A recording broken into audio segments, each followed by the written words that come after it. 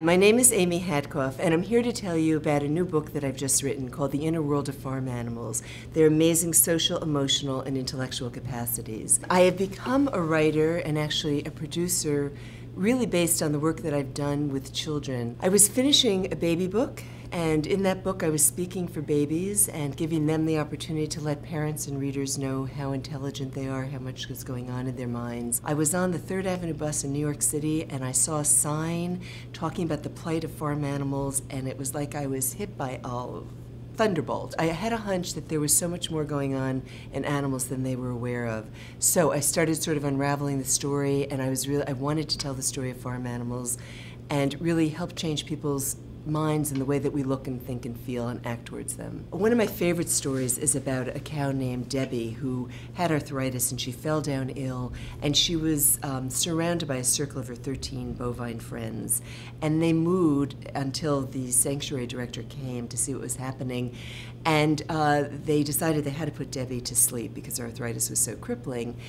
So they buried her, and I was told that the cows actually laid on Debbie's grave and cried. There is documentation that cows can cry.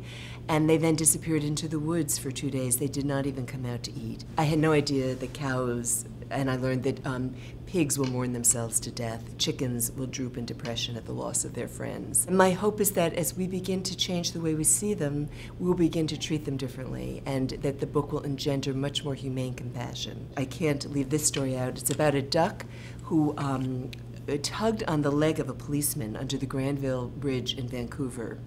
And he kept tugging and quacking, and the policeman pushed the duck away. But she kept coming back, so the policeman said, "Oh my God, maybe something's wrong with this duck." So he followed the duck as she walked over to a sewer grate and laid herself down. He went over there. Her 8 little ducklings had fallen through and were in the water below. So this policeman called for help. They lifted off the grate, they rescued the ducklings, and the mother and her babies made way.